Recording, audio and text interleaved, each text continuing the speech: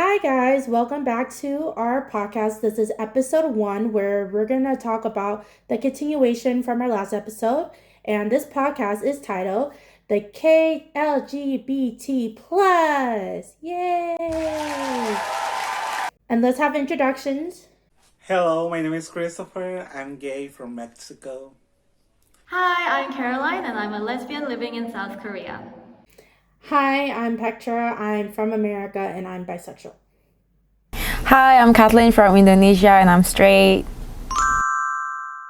So, for this episode, we're talking about the continuation of episode 0, and we actually left off with talking about Queen, our most favorite, well, one of our most favorite gay clubs in Itaewon. And I think we left off right on Kathleen. I think, Kathleen, you were talking about how I think the difference between like Hongdae and Itaewon, and then what you loved about Queen. In the last episode, I was talking about I think mostly about what I don't like about Queens because it's too crowded, too many people, and everyone just can't get in without their IDs, and you can never drink there because it's just too crowded. You have to squeezed in to get in. But I love the music there and the people are nice. It's quite safe there. I never experienced dangerous things there. So I love Queen. My history is in Queens. What I enjoyed the most about Queen is that they have a little bit of platform, I think, or what is it called, Petra? The stage? Little runway? Like a small stage where you can go up and dance a little, so you get to dance with other people or someone you meet if that happens, and they will try to hit on you while dancing. So I've danced with someone from Germany, someone from Korea. I got to have a little bit of fun. Also, I really love the choices of music that they play. They usually play K-pops, but not only the recent ones. They would play a really classic K-pops from SHINee and what other ones, like Big Bang, those classical K-pop songs that I grew up with. So I was really fond of those songs, and those just brought me so much nostalgia. And yeah, I've never been to any clubs that plays Chinese song, and one day I literally stepped in and they were playing Chinese Sherlock, and I just lost my mind, and it was the best time I ever had in Homo Hill in general. And it's really easy to find too, the location, because once you enter and you only walk up a little bit, and then you'll be able to find the place. And what do you think, Christopher? I just agree with the things you say before, but I don't remember if it was only with Petra or with you all. But one night we went to Queens and they were repeating the music so much, like every 5 or 6 songs, it was the same music. So that means something not that good that night. Petra? I remember the experience. I think, yeah, it was just the three of us, me, you, and Kathleen. I think, Caroline, you were probably kind of busy, and then what had happened was we ended up wearing matching outfits that night, and we went into Queen, and it was post COVID restriction, and it was around 1 or 2 a.m., and that's when they started playing the music repeat, and we were just thinking to ourselves wait a minute, didn't they just play this song 10 minutes ago? And we figured out they kept playing the more and more of the same songs. And we were also talking with other people in the club too. They're just this is so annoying, and I'm why do they do this? And I think we just end up leaving to Soho, I think. Do you guys remember? Yeah. I actually remember that night because I was busy with something. I was on a blind date with someone from the dating app. Yeah, and I remember because that blind date didn't work out really well. I came back to Itaewon to meet up with you guys, and you guys were so done with Queen for some reason, and then you guys were complaining about how they were playing same 5 songs over and over again, and that happened actually a few times even when I was there another time. I think they tend to be like that for some reason, right? And then sometimes they would only play like English pop music, like American pop music. And was it there when Kathleen wrote something on the phone and you showed it to DJ? Was it there in Queens? So true. So, another thing I love about Queen is like I can like request the song I want, like the type of songs I want, not just like English songs, but when I write like in my phone K-pop and then I raise to the DJ, hey, play K-pop, K-pop 주세요. 주세요. K-pop 들어주세요. Yeah, the DJ played it for us, so it was fun. Yeah, the DJ was really nice because you don't get to do that in like every single clubs, like to request songs, right? So all in all, I think also one of the thing I want to say about Queens is that it's a really good place for both native Koreans and foreigners coming in, because like we said, they would play like American pop music, but if you request, they will accept your request and play K-pop songs. And every time we went, there was a right mix of Koreans and foreigners, right? Because some clubs, they tend to be like only Koreans or like only foreigners, but every time I went, there was the right mix, like maybe 50-50 of Koreans and foreigners. And I don't think English speaking people or people from any other countries will feel awkward, nor Koreans will feel out of place there. And what do you guys feel about that? Okay, for me, depends because some Koreans, they don't want to talk with foreigners, and another ones, they are looking more for foreigner people because I don't know, maybe for them we look exotic in some way, of different. And what about Soho? But before we move to Soho, do you remember? Do you remember the Indian guy who's like always there, and he keeps like? So there's this one Indian guy. He's always there. Every time we're in like in Itaewon, whether it's in like Soho or Queen or like anywhere, he's always there, and he keeps like sticking his dick to like everyone's ass. Like trust, but oh my god, so creepy. And he's always there. I'm sure he's still there. Okay, because of that kind of man, I sometimes I act like a straight man, like, hey, don't touch my girls, you know? So it was kind of funny and disgusting in some way. Oh, and there was another, not like as creepy as the Indian dude who's always there and sticking his dick to like everyone's butt regardless of their gender. But remember that guy with glasses on who tried to hit on you, Christopher? Was it like with glasses and with like a office bag?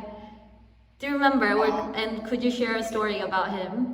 I think you need to tell the story because I was so drunk that night. I remember it was pretty late, and I just remember I was like dancing alone in the little runway platform, and you and Petra was dancing together like down, and then this boy come to me, and he was like looking for her friend, something like that. Petra. Okay, so what I remember was we were all dancing in that little hallway thing, and he just randomly came in. He had like a backpack on, glasses, very tall, and I think he was also a foreigner, but he was like Chinese. No, was he Korean or was he Chinese? He was Korean. Oh, he was Korean? Okay. Okay, I probably sorry, that's my fault. I probably got him confused with someone else. But yeah, he came in with a backpack and he sees Christopher, and Christopher's dancing on like the little platform because sometimes like people push each other out of the way, and then he just comes up. He dances next to Christopher. They turn to each other, and I remember just standing there and just looking, and all of a sudden he just comes kissing down, making out on him, and I was like, what the heck? Like, and they're just like Christopher's just trying to dance. He's trying to have a good time. And then all of a sudden this dude just comes and kiss him. And I'm just like, wait, what is going on? And it's so like harsh in kind of a way. Like it's so like crazy. And I just remember asking Christopher, like, are you okay? Like, you're good? You're good? And Christopher was like, yeah, I guess. Caroline, what do you have to say about that? I was gonna say like a similar stuff. Like I don't usually ask like, are you okay? Like when I go to club, because I know if you're a single ready to mingle, like whatever, you do you, do whatever you want, like kiss, make out, like go have sex, like I don't care. But then like this guy literally he came in and literally ate Christopher, which is why I was kind of worried because I usually don't get worried, but it was so extreme. And he was so skinny too. He's so skinny and like slim. He seems like a type of guy who doesn't have any energy, and he just kind of ate you up, Christopher. So Yeah, I just remember he was like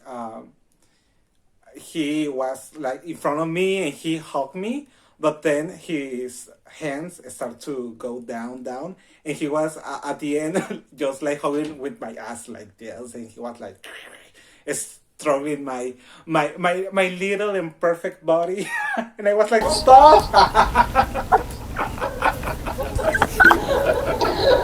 Don't touch me! you were trying to dance him off.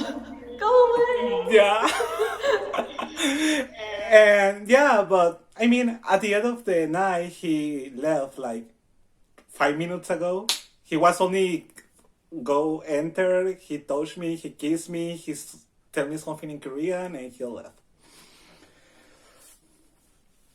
The last thing I want to say about Queens, and I feel like I've met a lot of bisexual or straight people as well.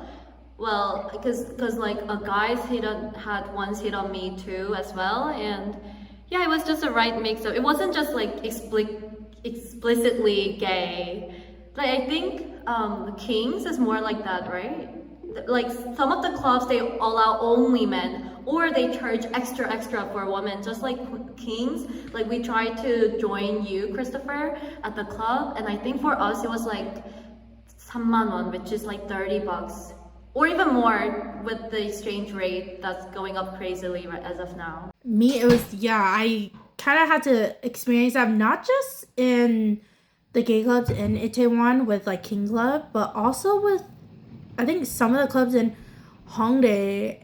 Like, there was, just real quick, there was like that one club in Hongdae where it was like, it was reversed. It was like the men had to pay and the women were in for free. And I remember I was like, what is going on? Like, why do men have to pay and not women and men? And it was just weird. And I was just like, you know what? No. Oh, no. Sorry. Wait a minute. That was one of the clubs in Itaewon. It was the Latin club. What was it? It was... I forgot his name. Oh, Juntos. Yeah. Juntos is where the one where... Yeah, it was like 10 or 20 bucks for each guy, but then the women were always free. So it was just kind of weird. And then they give you that free coupon for a free drink, but it wasn't even like a free drink. It was a free shot, like, coupon. Tequila. A free, like, tequila or something shot. I just wanted to add that most straight clubs in Korea, they charge men. They only charge men, and women can go in for free. And one of the good aspects of Queens or Soho and some gay clubs in Homo Hill, except for Kings, is that they don't charge you for entering, right? For entrance is free. Once you go in, if you are willing to buy drinks, then you have to pay, of course, but you don't have to pay only for entrance. So we got to party with very low budget. Yeah. And Kathleen? I just want to make sure is Juntos is the place where I meet this creepy Russian guy.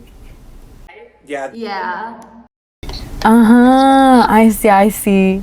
Well, are we gonna talk about that now, or maybe we should finish Soho first? Alright, so Juntos. That club is very memorable for me because it's like I experienced like the most terrifying thing in my life. So I was pretty drunk, and then I met this. Also, first I was dancing with a Korean, and he's pretty good looking. I'm like enjoying the moment, but then If you're curious about Kathleen's creepy ass story in Juntos, stay tuned and wait for our second episode. Yes, because the very first video that we posted was episode 0. So let's continue to Soho. Do you remember we always drink before going to clubs? Because it was really, really cheap. So that's a good tip. It is a good tip because like most of the drinks in clubs are pretty overpriced, and us being broke as like college students plus someone who has just graduated from college, we always bought sojus in convenience stores, and we would always just eat outside on the street. And one of the funny stories that I have is that a lot of my Korean friends were kind of taken aback when I told them that we used to drink on the street. Apparently it's a foreigner thing in Korea. And someone asked me like, is it true that foreigners just drink on the street in Korea? I was like, yeah, because me and my friends always did that.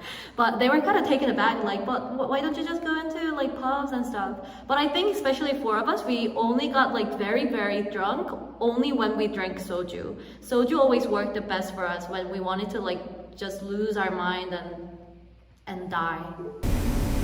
Yeah, soju always works, but but still you need to be like, you have to stay safe, so make sure that you know your alcohol tolerance. Like for me, I don't know why, but with Jilo, it's blue, it's called Jilo, and every time I drink it I always passed out. Like I'm like that, I don't remember things. I don't know why. Even like the alcohol percentage, yeah, the alcohol percentage is about the same, around like 15, 16, 14, like around that percentage. But I don't know why, like Jilo hit me so hard, like oh. And I think your condition that day also affects you a lot, because speaking of passing out, I do have an embarrassing story when we all went to Queens together and I was so ready to party. But for some reason, I failed to kind of control the amount of soju that I have, and I wasn't really sure how much will get me drunk. And especially with fruity ones, it's so hard to tell how drunk you are. And also because it tastes good. Like a pure soju is quite disgusting, so you have to stop at a certain point. But fruity soju, it just keeps going in and in and in. And that day I got off work at like 8 p.m. and then I traveled all the way to Itaewon. So when I got there it was already 10, and I just had like 2 bottles of fruity soju. And then the next moment I passed out on the street right next to I think it was Queens, right next to Queens, and I just slept on the pavement for like a few hours, and then you guys came out to find me. And then there were like a lot of people who were trying to help me. I remember this one guy, even when I was like half blacked out, I remember this one guy was approaching me, and was he like this, didn't he speak Spanish? Because I remember him talking to you, Christopher. Yeah, he was from Colombia. So I remember Christopher being like, oh, no, it's okay, we can take care of her, we're your friend, like, it's okay, we don't really need your help at this point. But then he was like, no, don't worry, because I'm gay. And we were like, yeah, we know, but that doesn't make any difference, like... We can see that. Yeah, and that day, luckily, I had a really good friend of mine who joined us, and I feel really, really bad because she took care of me the whole night. She took me to the pub right across from the Queens, which is called Eat Me, and I just got to sleep a little there, and she stayed there, and she read books too, which was very impressive because it was so loud, so many people, and she managed to read like books off of her phone. But I feel really grateful that she was there and I made it out alive. And also, that is the night, the first time I went to Soho. Yeah, well, Caroline was like peace out. Me, Caitlin, Petra, and other friends, we went to Soho for first time. And what do you think it's the difference between Soho and Queen, even though it's both the gay clubs and they're in front each other? So actually, Soho is not supposed to be a dancing club. it's supposed to be like a bar, a pub, and they don't actually have the license for like the dance club. So if you dance there and like the police came and then like they will get banned. Like one time it was like closed for 1 or 2 months, I don't remember, because we're not supposed to dance there. But it was fun. Like I love Soho because they play like original music, like all are K-pop songs, and they play the MVs. Like they have this TV that we can like watch together, and then they always play like the original song, no remix, and they play a lot of old K-pop songs.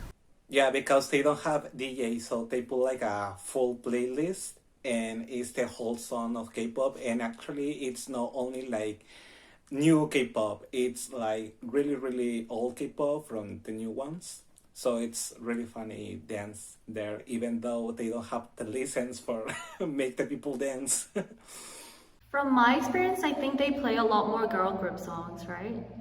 So when I was there, it was always girl group song. I don't think they ever played any like boy group songs in general, and also a lot bigger space. Not just girl groups, but with Soho, they also played like female soloists. And actually, in Soho is Petra meet like a really how we can say interesting man, really really drunk over there. Petra, you can say about that. Yeah, so what had happened was when the night Caroline was in the other bar with our friend Ale, we were all into Soho and we all got each a drink. And usually drinks in Korea in clubs are not as expensive. They're probably like the lowest I've seen is like $2 to like probably like hundreds of dollars, but usually the main like drinks are like $5 to like $7. And what had happened was this dude came out to me. I don't know if he was just there for the vibes or he was there to dance or whatever. And he came up to me and he said, "Hi," I forgot his name. He told me his name, but he spoke like almost perfect English. And he was like, "Hi, my name is so and so. What's your name?" And I gave him not really a fake name, but I gave him like my name that I would use if I was Korean, which is like my last name, Soeun. And he was like, "Oh, what are you doing here tonight?" And I'm like, "Oh, I'm just here with my friends. My friends are actually right there." And he was like, "Oh, really? You're with your friends? You're not sitting here alone? How come like they abandoned you?" And I was like, "They didn't abandon me, first of all. They are dancing to a song that I don't know the dance to, and there's other songs that I've been dancing to, and I'm just taking a break."